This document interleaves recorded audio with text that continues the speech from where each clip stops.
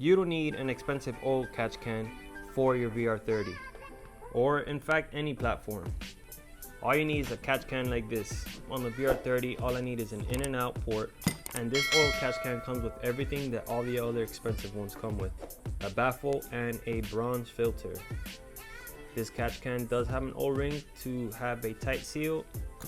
It can be separated so you can drain and inspect through here or through the drain plug. This oil catch can cost me less than $30, and it comes with two male MPT fittings, the same size fitting as the factory fittings here.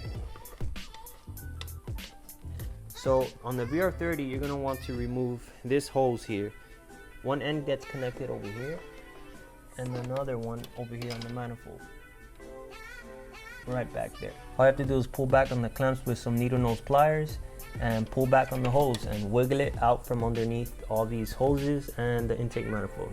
Now you're probably wondering if this came with a bracket. It didn't, but I am custom making a bracket right now, which I'm going to show you, and I'm going to mount it here in this location. I went to Home Depot and I purchased this aluminum bar, and I had it cut to size. Well, I had cut it to size, which was 7.5 inches. I put a 1/2 inch hole so I can fit the bolt right through it. I sanded off the burrs, and now I'm gonna paint it in black so it matches nicely. This is a mocked up little paint booth that I have going on here, so I'm gonna go ahead and paint it and continue on with the install. All right, so in order to cut that bar, I ended up using a jigsaw, and I drilled the hole with a 1/2 inch drill bit. And the way I got the L shape on the bar is using two pliers. I used the adjustable plier to hold it, and then this huge plier over here I used to bend over. All right, so I got it all painted. This box has spider webs in it, so I got kind of spider webs over here on the bracket, but it is what it is. We're gonna go ahead and tap into the bracket. So now what you want to do is remove these two Allen bolts.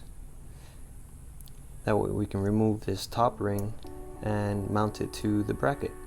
All right, so I went ahead and tapped into the bracket. I first drilled a 1/8 hole, two 1/8 holes, and then I followed through with the self-tapping screws. Obviously it was only the top ring and the bracket. Then I mounted the top ring onto the oil catch can, and right now I'm just letting it air dry a little more because it was still a little wet and I touched it up.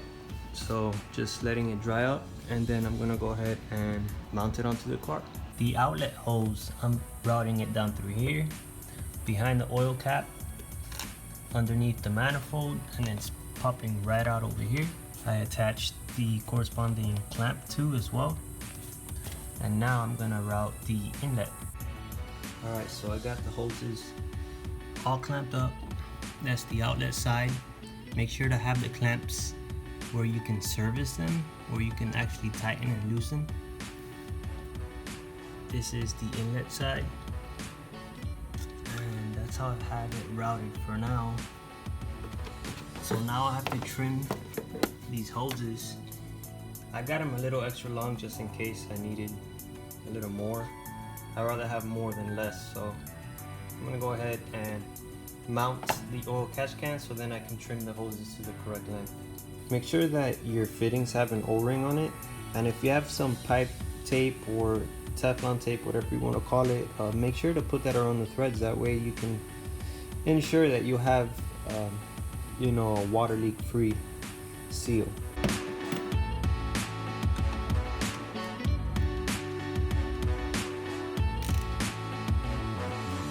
Alright, so we got her mounted. She's pretty sturdy for what it is. It's not heavy at all, so it'll hold. This would be the inlet side.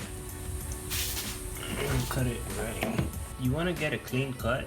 If you have one of those cutters for the hoses, it'll be best, or very sharp shears.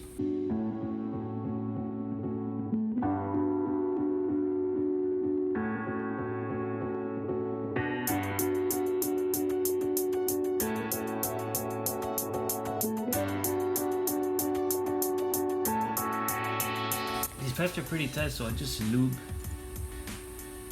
the nipple.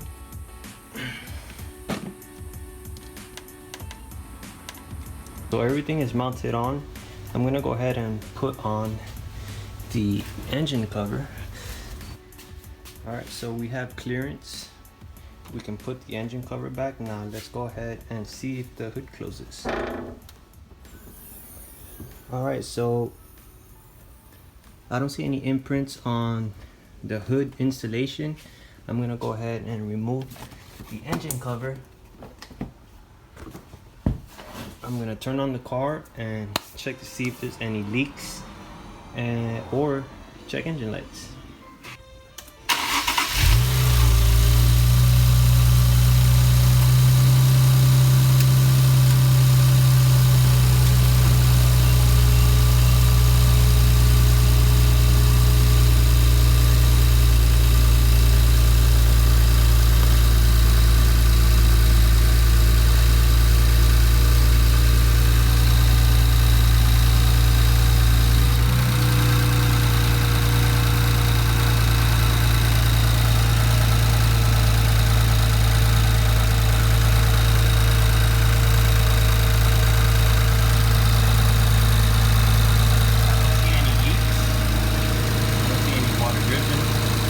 Got no check engine lights, and my idle is perfect for a cold start.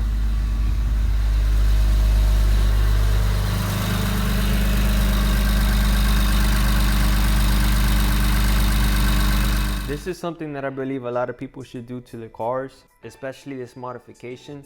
I honestly don't like to spend a lot of money. I normally buy lightly used parts, and I don't see myself having to pay close to $200 for an old catch can when they all pretty much do the same thing. It just depends on the type of quality catch can that you have. This video should help a lot of people do this modification and save some money. So make sure to lightly destroy that like button if you found this video informative. Subscribe to my channel if you want to see more videos like this, and stay tuned because I have an AMS high pressure fuel pump that I'm going to be installing on this Q50. I'm trying to beat the Q50 stock turbo world record before I go ahead and install my upgraded turbo. So make sure to stay tuned, guys. Peace.